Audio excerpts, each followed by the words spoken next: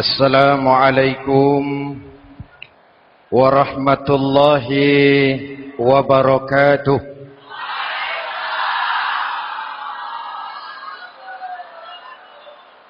Alhamdulillahi rabbil alamin. Wassalatu wassalamu ala asyrafil mursalin Sayyidina wa maulana Muhammadin wa ala alihi wa sahbihi ajma'in, amma ba'du. Saudara-saudara kaum muslimin yang berbahagia, hadirin, kesempatan malam ini saya ingin cerita akhirat saja. Sudah pernah ke akhirat belum? Mau? Kalau mau saya daftar, besok berangkat. Salah satu rukun iman yang 6, percaya kepada adanya akhirat. Satu saat alam ini akan hancur sehancur-hancurnya. Bumi, gempa, gunung meletus, air laut tumpah ke darat. Planet-planet bertabrakan, halilintar menyambar, angin topan bertiup. Semua yang bernama hidup mati, itu kiamat. Lalu kita akan dibangkitkan di padang mahsyar, dibangkitkan dari kubur kita masing-masing. Dan subhanallah, pada saat bangkit dari kubur itu, keadaan muka kita ini menurut satu riwayat berubah menurut amalan kita masing-masing. Jangan heran nanti ada yang dibangkitkan dari kuburnya itu mukanya berubah jadi muka tikus. Hebat sekali, badannya badan manusia, tangannya tangan manusia, mukanya muka tikus. Sebab apa? Sebab waktu di dunia amalannya amalan tikus. Apa amalan tikus itu? Suka menggeragoti barang yang disimpan rapi-rapi.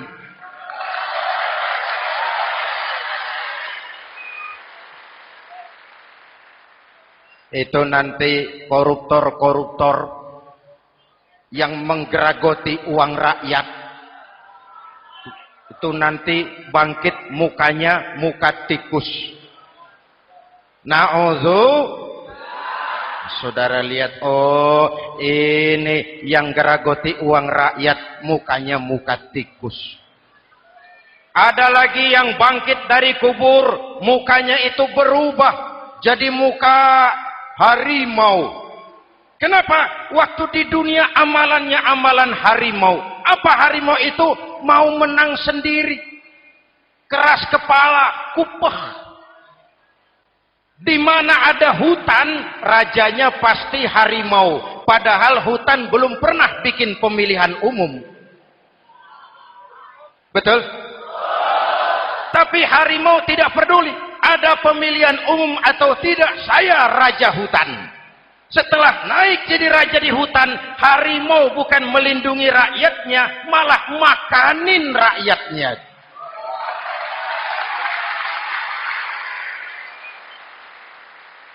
Orang-orang yang mau benar sendiri. Ada lagi yang bangkit dari kubur gagah, mukanya muka ketek. Sebab apa?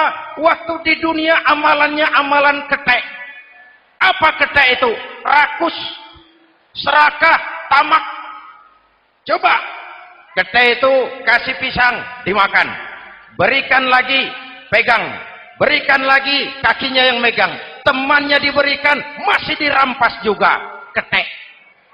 Serakah. Kalau mental ketek masih gentayangan di republik ini, maka pemerataan cuman akan jadi dongeng. Kaum muslimin yang berbahagia, pada saat itu di akhirat nanti, setiap orang sibuk dengan urusannya sendiri-sendiri. boleh jadi setiap kita lalu akan dimintakan pertanggungjawaban jawab. Boleh jadi orang tua tidak sempat lagi mengingat anaknya, saudara tidak lagi sempat memikirkan saudaranya. Tiap orang akan dimintakan pertanggungjawaban jawab. Dalam kondisi seperti itu, Rasulullah mengajarkan sab'atun yudhilluhumullahu yawma la dhilla illa zilluh. Ada 7 golongan manusia yang di akhirat nanti akan langsung mendapat perlindungan dari Allah Subhanahu wa taala. Orang lain sibuk, dia tenang. Orang lain resah dan gelisah, dia ayem. Kenapa? Mendapat perlindungan dari Allah. Sebab ketika di dunia ia memberikan perlindungan kepada orang banyak. Siapa mereka? Mudah-mudahan kita termasuk salah satu di dalamnya. Mencari perlindungan Allah lebih-lebih dalam situasi sekarang ini. Pertama, imamun adil yang akan mendapat perlindungan langsung dari Allah adalah pemimpin yang adil. Sebab apa? Pemimpin yang adil melindungi banyak rakyat, maka pantas di akhirat dilindungi oleh Allah Subhanahu. Kita ini kan zon politikan. Kita ini makhluk yang tidak mungkin hidup sendiri-sendiri. Untuk melaksanakan hajat bersama, kita memerlukan pemimpin. Memilih pemimpin itu tidak sulit. Dalam fikih, ketika sholat, itu dijelaskan bagaimana cara memilih imam. Siapa yang diangkat jadi imam? Pertama, a'lamuhum. Orang yang paling alim di kampungmu siapa? Angkat jadi imam. Yang paling alim, paling menguasai persoalan, sehingga bisa membawa bangsa keluar dari kesulitan. Pemimpin yang bisa menyelesaikan masalah, bukan yang menimbulkan masalah.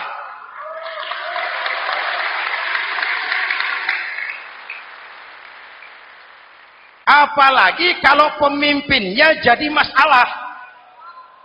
Bagian dari masalah. Ini namanya pengurus jadi urusan.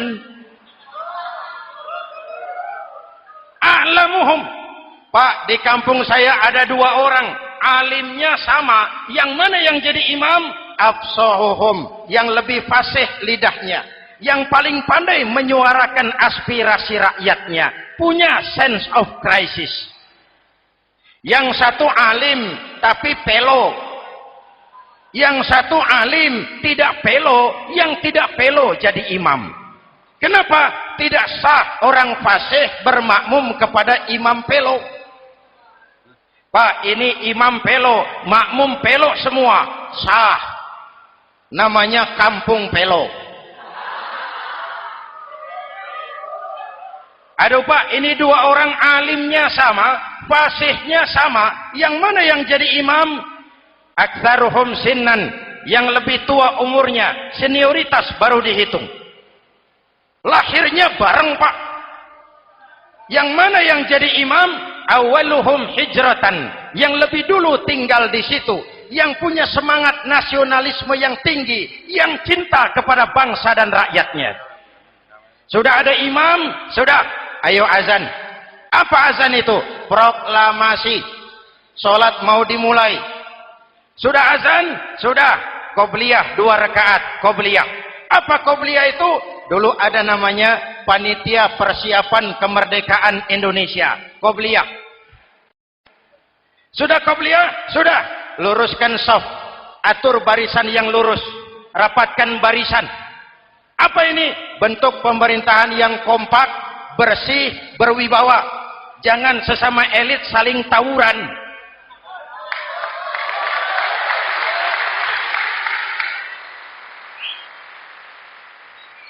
Luruskan shaf.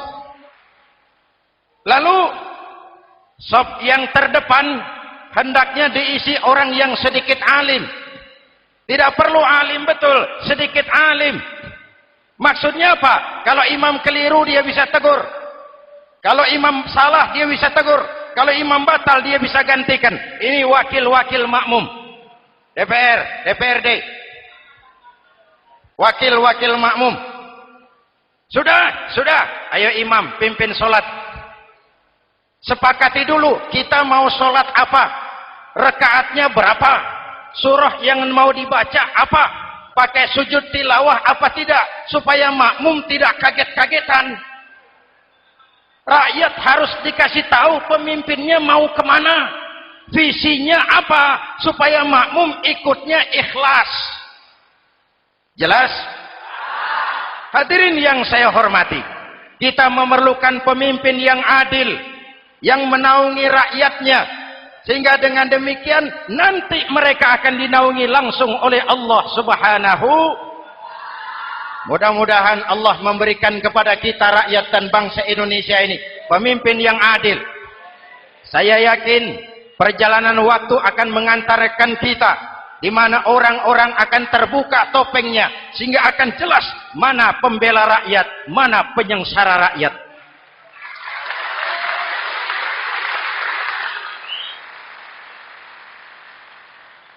Lalu sebenarnya tiap kita ini kan pemimpin.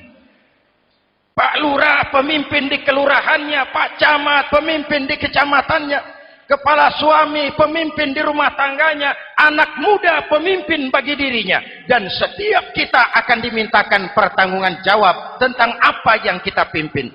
Marilah setiap kita berusaha menjadi pemimpin yang adil. Satu.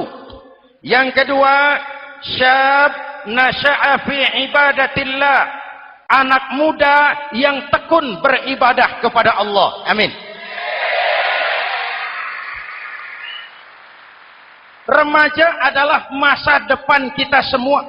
Akan bagaimana Republik Indonesia, bahkan akan bagaimana Islam di Republik Indonesia 20, 30, 40 tahun yang akan datang, anak-anak kita jawabannya. Jelas?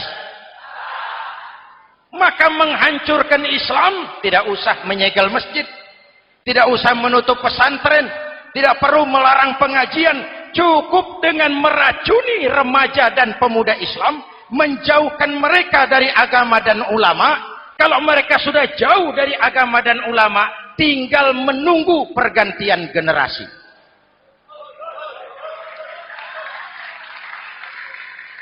Maaf, kalau yang sudah 60 tahun ke atas, itu saya anggap angkatan selamat. Generasi tanda seru. Insya Allah mantap akidahnya, tidak goyah imannya. Tapi yang 30 tahun ke bawah, adik-adik saya ini, the next generation. Kalian yang jadi pilot project. Hei remaja-remaja Islam, kalau mau jadi remaja dan pemuda modern, jangan dekat-dekat ke masjid kuno. Masjid khusus 70 tahun ke atas. Baca Quran kampungan. Ngaji urusan akhirat. Seiring dengan itu, modernisasi diartikan dengan westernisasi. Kau tidak bisa jadi pemuda modern kalau semua yang datang dari barat belum kau telan mentah-mentah. Kau harus bisa bergaul seperti orang barat, berpakaian seperti orang barat, berumah tangga seperti orang barat, makan minum seperti orang barat. Kalau nyanyi lagunya lagu barat yang orang lain nggak ngerti, kamu juga nggak tahu. Mengalirlah narkoba dalam segala bentuknya. Maka muncullah generasi-generasi santai, generasi-generasi salon yang mencoba mencari pelarian hanya dengan kesenangan sesaat, tapi menghancurkan masa depan yang pasti.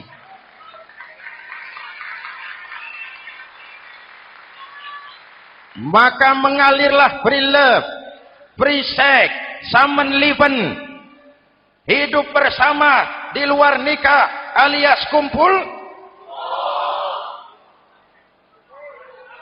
Ya sama saja, kumpul kebo, kumpul embek itu sama. Hadirin yang saya hormati, kalau sudah hancur tinggal menunggu pergantian generasi. Oleh karena itu, adik-adik saya, para remaja, para pemuda, kalian harapan kami semua. Di pundak kalian Kami pertaruhkan hari depan bangsa dan negara ini. Hidup cuma putaran menunggu giliran. Ada saat datang, ada waktu pergi. Ada hari lahir, ada saat kembali. Ada hari dilantik, ada saat untuk menyerahkan jabatan. Hidup cuma sekadar menunggu giliran. Karena itu kepada kalian saya ingatkan satu ucapan orang bijak. Hai anak muda, berpikirlah kau di waktu pagi. Bekerjalah di waktu siang. Makanlah di waktu sore. Dan tidurlah di waktu malam. Berpikir di waktu pagi. Belajar mumpung masih muda. Bekerjalah di waktu siang. Amalkan ilmu itu setelah dewasa. Makanlah di waktu sore. Hari tua tinggal menikmati hasilnya. Tidurlah di waktu malam. Matilah dengan tenang. Kalau pagi kau tidak berpikir, nanti siang kau tidak akan bisa bekerja. Kalau siang tidak kerja, nanti sore mau makan apa? Kalau sore tidak makan, alamat malam nggak bisa tidur.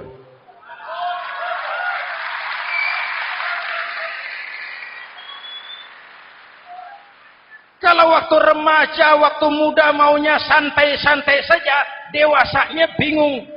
Kalau dewasanya bingung, hari tua terlunta-lunta. Kalau hari tua terlunta-lunta, matinya menteleng. Maka lebih baik makan singkong betulan daripada makan roti mimpi. Ayo, makan singkong betulan, makan roti mimpi, lebih bagus mana? Lebih bagus makan roti betulan. Kalau perlu, lebih baik sekolah sambil dagang koran, sekolah sambil parkir mobil, sekolah sambil semir sepatu, daripada petatang peteteng tanpa prospek hari depan yang ada artinya.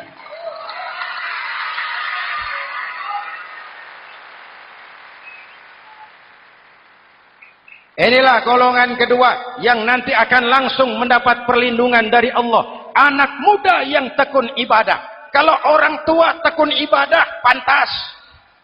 Orang tua rajin ibadah, tidak istimewa. Masya Allah Pak, itu orang tahajudnya hebat, wirid yasinnya mantap, puasanya luar biasa, zikirnya mantap.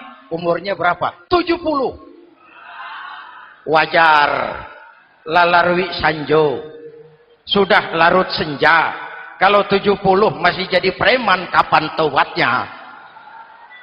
Tapi kalau ada anak muda, darahnya masih mengalir dengan panas, keinginannya masih sejuta khayal, dia bisa salurkan di jalan Allah, itu amat disukai Allah, dan itu akan mendapat perlindungan langsung dari Allah Subhanahu. Hadirin kaum muslimin di seluruh tanah air yang saya cintai, sekarang kita sampai kepada golongan ketiga yang nanti dinaungi Allah. Itu siapa? Rajulun qalbuhu mu'allakun bil masajid. Seseorang yang hatinya selalu terpaut kepada masjid. Masjid memang tempat melaksanakan sholat, tapi lebih dari itu dia adalah pusat kegiatan umat. Umat Islam dengan masjid seperti ikan dengan air, tidak boleh berpisah. Sehingga ada hadis qudsi mengajarkan, inna buyuti fil ardil masajid wa inna zuwari fiha ummaruha. Rumahku di permukaan bumi adalah masjid.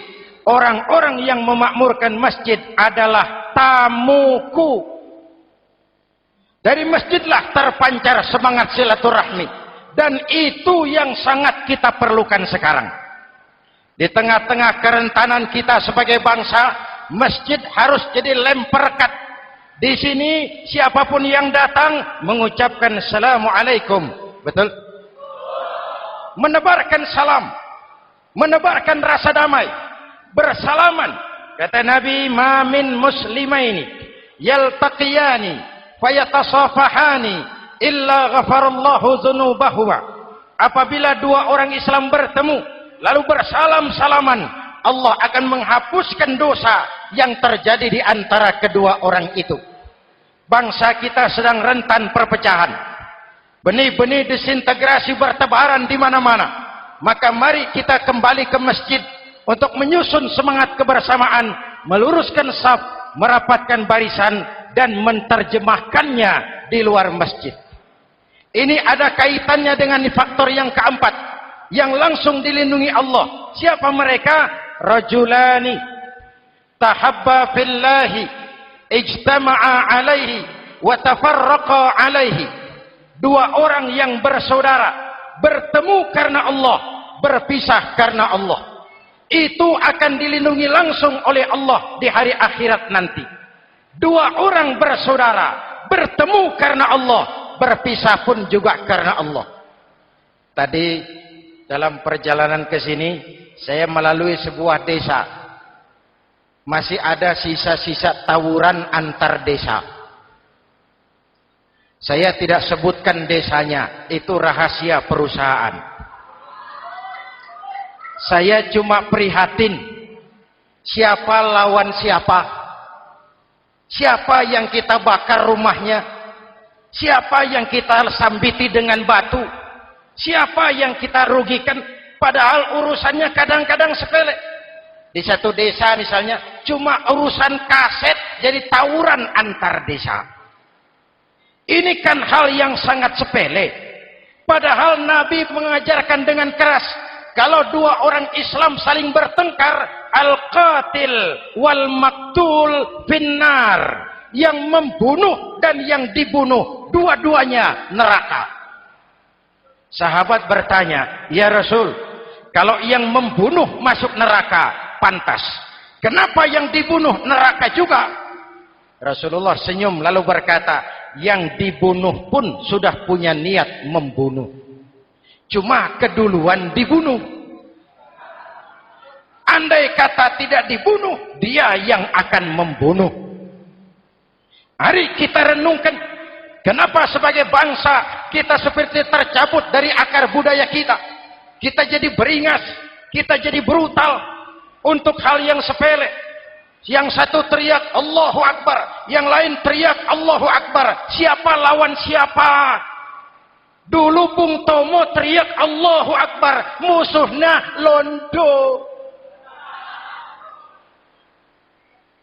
Sayyidina Hamzah, Khalid bin Walid teriak Allahu Akbar, yang dilawan kafir.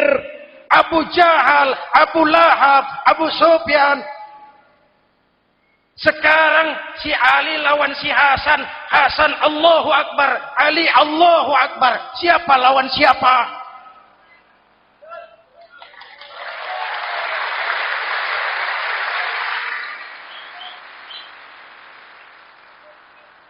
Kenapa kita jadi begitu mudah menggunakan nama Tuhan untuk melampiaskan ambisi pribadi?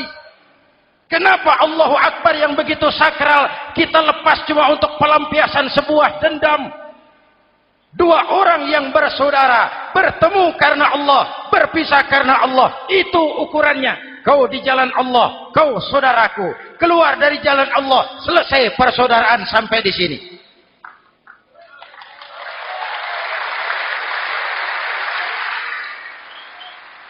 Hadirin, lewat mimbar ini saya kembali menekankan, mari kita pelihara kerukunan.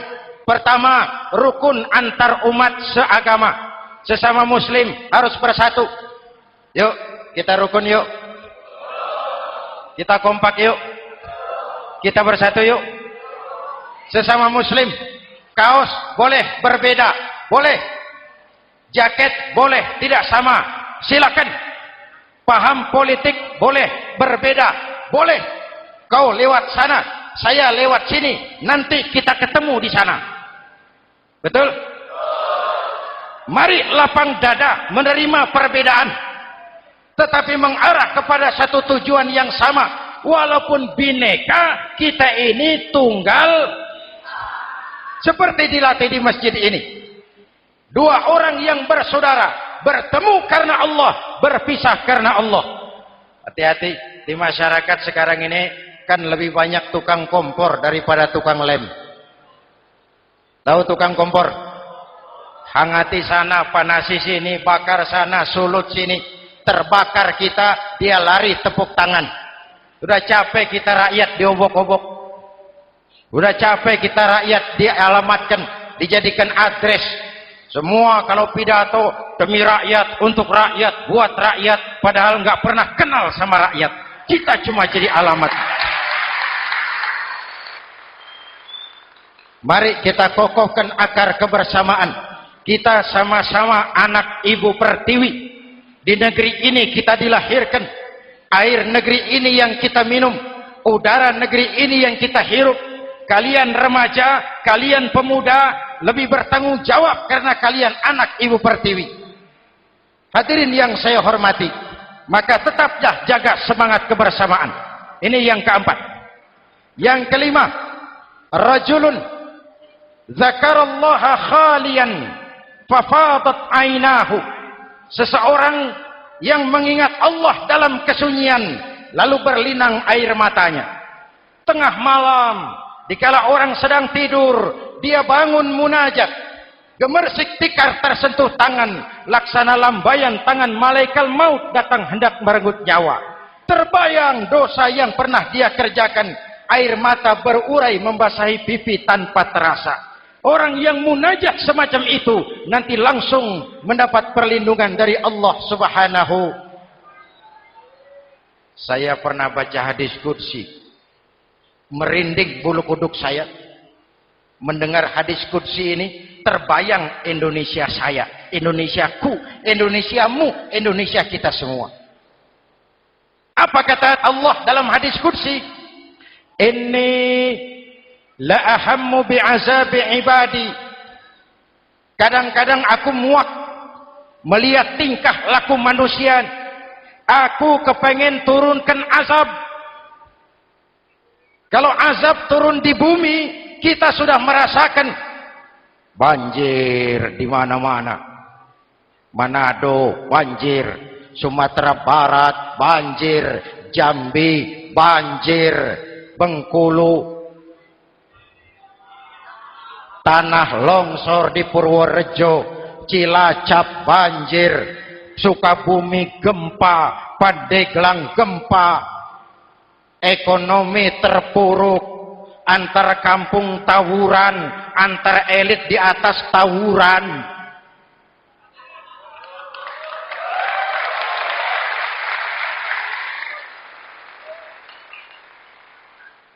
Hutang numpuk. 40% APBN kita ini sekarang cuma untuk bayar hutang. Itu pun dengan asumsi dolar 7.000, 9.000, artinya sekitar 50% APBN kita untuk bayar hutang. Untungnya sekarang ini yang agak menolong, harga minyak membaik di pasaran internasional. Hadirin yang saya hormati, ini lagi ngomong apa saya sih? Aku pengen turunkan azab, tetapi kata Allah, ketika aku melihat orang-orang tua yang sujud di keheningan malam, bayi-bayi tanpa dosa masih menyujud. Ada hadis qudsi mengajarkan, inna buyuti fil ardil masajid wa inna zuwari fiha ummaruha. Rumahku di permukaan bumi adalah masjid. Orang-orang yang memakmurkan masjid adalah tamuku. Dari masjidlah terpancar semangat silaturahmi. Dan itu yang sangat kita perlukan sekarang. Di tengah-tengah kerentanan kita sebagai bangsa, masjid harus jadi lem perekat. Di sini siapapun yang datang mengucapkan assalamualaikum. Betul? Menebarkan salam, menebarkan rasa damai, bersalaman. Kata Nabi, ma min muslimaini yaltaqiyani fayatasafahani illa ghafarallahu dzunubahuma. Apabila dua orang Islam bertemu lalu bersalam-salaman, Allah akan menghapuskan dosa yang terjadi di antara kedua orang itu. Bangsa kita sedang rentan perpecahan. Benih-benih disintegrasi bertebaran di mana-mana. Maka mari kita kembali ke masjid untuk menyusun semangat kebersamaan, meluruskan saf, merapatkan barisan, dan menterjemahkannya di luar masjid. Ini ada kaitannya dengan faktor yang keempat, yang langsung dilindungi Allah. Siapa mereka? Rajulani tahabba fillahi ijtama'a alaihi wa tafarraqa alaihi. Dua orang yang bersaudara, bertemu karena Allah, berpisah karena Allah. Itu akan dilindungi langsung oleh Allah di hari akhirat nanti. Dua orang bersaudara, bertemu karena Allah, berpisah pun juga karena Allah. Tadi dalam perjalanan ke sini, saya melalui sebuah desa. Masih ada sisa-sisa tawuran antar desa. Saya tidak sebutkan desanya, itu rahasia perusahaan. Saya cuma prihatin, siapa lawan siapa? Siapa yang kita bakar rumahnya? Siapa yang kita sambiti dengan batu? Siapa yang kita rugikan? Padahal urusannya kadang-kadang sepele. Di satu desa misalnya, cuma urusan kaset jadi tawuran antar desa. Ini kan hal yang sangat sepele. Padahal Nabi mengajarkan dengan keras, kalau dua orang Islam saling bertengkar, al-qatil wal maktul finnar. Yang membunuh dan yang dibunuh, dua-duanya neraka. Sahabat bertanya, ya Rasul, kalau yang membunuh masuk neraka, pantas. Kenapa yang dibunuh neraka juga? Rasulullah senyum lalu berkata, yang dibunuh pun sudah punya niat membunuh. Cuma keduluan dibunuh. Andai kata tidak dibunuh, dia yang akan membunuh. Mari kita renungkan, kenapa sebagai bangsa kita seperti tercabut dari akar budaya kita. Kita jadi beringas, kita jadi brutal untuk hal yang sepele. Yang satu teriak Allahu Akbar, yang lain teriak Allahu Akbar. Siapa lawan siapa? Dulu Bung Tomo teriak Allahu Akbar, musuhnya londo.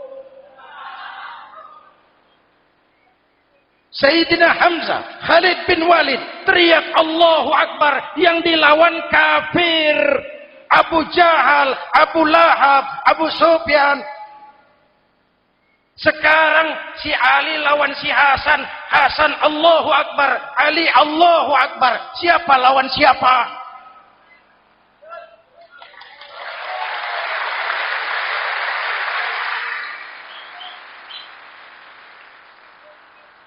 Kenapa kita jadi begitu mudah menggunakan nama Tuhan untuk melampiaskan ambisi pribadi? Kenapa Allahu Akbar yang begitu sakral kita lepas cuma untuk pelampiasan sebuah dendam? Dua orang yang bersaudara, bertemu karena Allah, berpisah karena Allah. Itu ukurannya. Kau di jalan Allah, kau saudaraku. Keluar dari jalan Allah, selesai persaudaraan sampai di sini.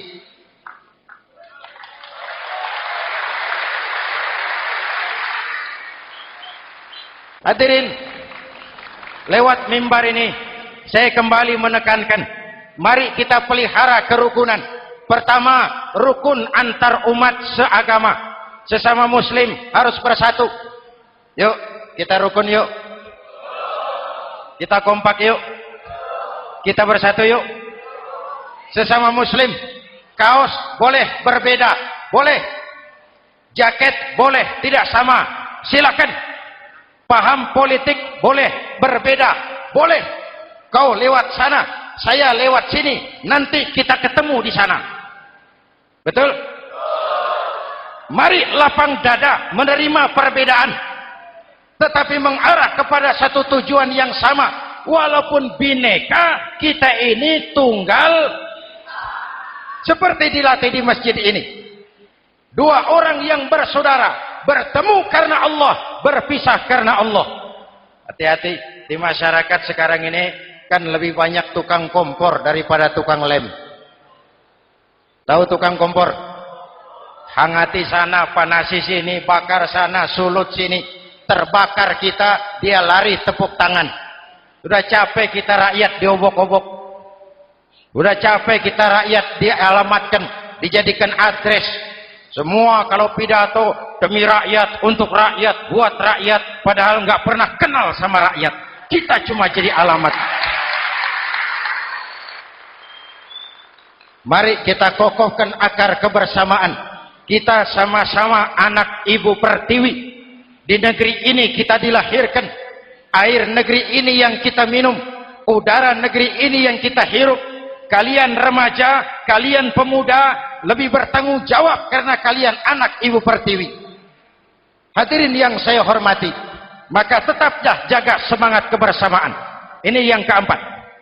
Yang kelima, rajulun zakarallaha khalian fafadat ainahu. Seseorang yang mengingat Allah dalam kesunyian lalu berlinang air matanya.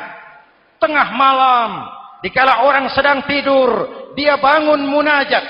Gemersik tikar tersentuh tangan, laksana lambaian tangan malaikat maut datang hendak merenggut nyawa. Terbayang dosa yang pernah dia kerjakan, air mata berurai membasahi pipi tanpa terasa. Orang yang munajat semacam itu nanti langsung mendapat perlindungan dari Allah Subhanahu. Saya pernah baca hadis qudsi, merinding bulu kuduk saya mendengar hadis qudsi ini. Terbayang Indonesia saya, Indonesiaku, Indonesiamu, Indonesia kita semua. Apa kata Allah dalam hadis qudsi? Inni la ahammu bi'azabi ibadi. Kadang-kadang aku muak melihat tingkah laku manusia.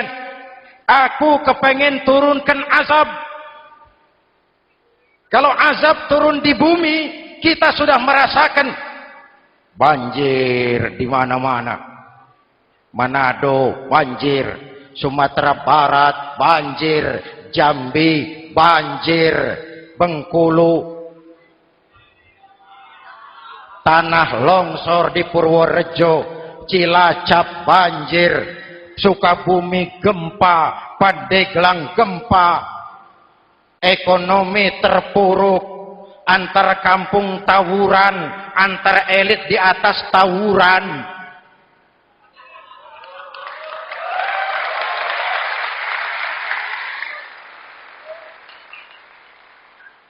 Hutang numpuk.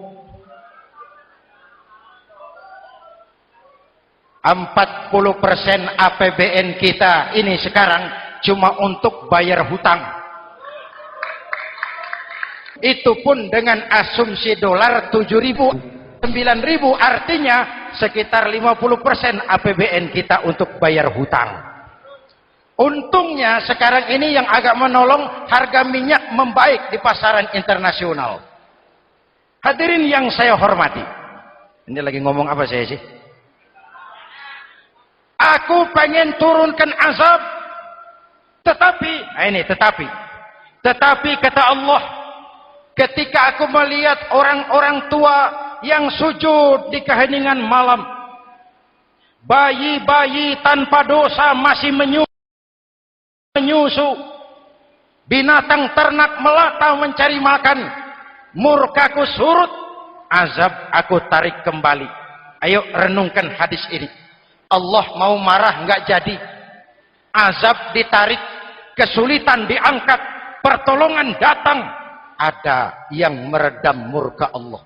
Allah mau marah nggak jadi. Kenapa? Orang-orang tua yang tengah malam sujud sambil berlinang air mata, itu yang meredam murka Allah. Yang ikhlas menangis kepada Allah, bukan menangis berdasarkan pesanan. Ini kan sekarang apa yang nggak bisa dipesan? Istighosah pesanan, demo pesanan, 10.000 berangkat. Ngerti apa enggak urusan soal lain.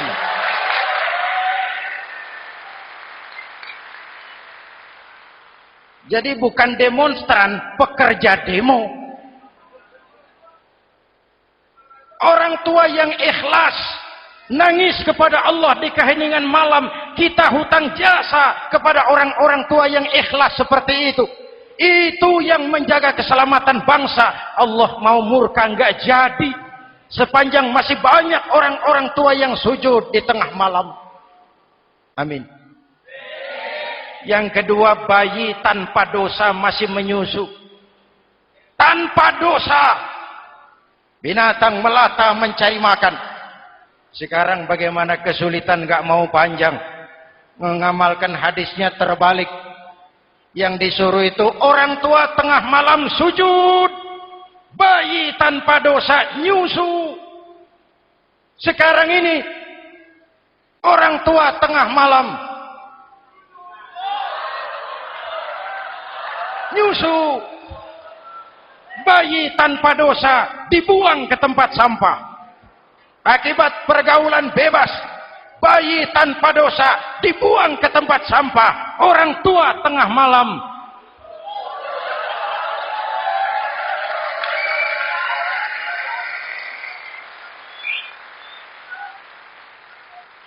hadirin. Yang keenam, rajulun da'athum ra'atun zatu mansibin wa jamalin ila nafsiha faqala inni akhafu Allah rabbal alamin. Orang yang bermoral dibujuk rayu oleh perempuan cantik, lalu dia berkata, maaf, saya takut kepada Allah. Orang bermoral yang merasakan kehadiran Allah dekat dalam hidup. Umpama waktu puasa, saudara sholat zuhur. Sebelum sholat saudara berwudu. Ketika berkemur saudara korupsi. Sedikit airnya saudara minum. Jangankan polisi, teman wudu sebelah pun tidak tahu kalau waktu berkemur saudara korupsi. Kenapa kita tidak mau melakukan? Ada rasa malu kepada Allah. Ini yang perlu kita tumbuh kembangkan. Rasa malu kepada Allah subhanahu wa ta'ala. Yang ketujuh, rajulun tasaddaqa bi sadaqatin fa akhfaha. Orang yang bersedekah lalu disembunyikan sehingga tangan kiri tidak tahu apa yang diberikan oleh tangan kanan. Orang yang punya kepedulian tinggi tetapi ikhlas menolong yatim, membantu sesama dalam rangka menegakkan masyarakat yang adil dan makmur. Mari kita mohon kepada Allah, semoga kita semua senantiasa dalam perlindungannya di dunia ini dan lebih-lebih di akhirat nanti. Al-Fatihah. A'udzubillahi Siratal ladzina an'amta 'alaihim ghairil maghdubi 'alaihim waladdallin. Amin. Bismillahirrahmanirrahim. Alhamdulillahirabbil alamin. Allahumma shalli ala Muhammad wa ala alihi washabihi ajmain. Rabbana taqabbal minna salatana wa siyamana wa qiyamana wa takhashu'ana wa ta'abbudana wa tammim taqsirana ya arhamar rahimin. Allahumma ja'alna minas su'ada'il makbulin wa la taj'alna minal ashqiya'il mardudin. Rabbana zalamna anfusana wa illam taghfir lana wa tarhamna lanakunanna minal khasirin. Afdalu ma qultuhu ana wan nabiyyuna min qabli la ilaha illallah.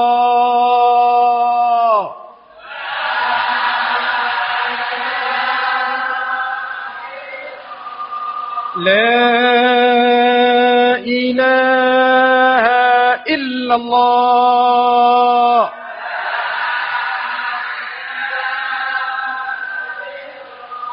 Muhammadur Rasulullah.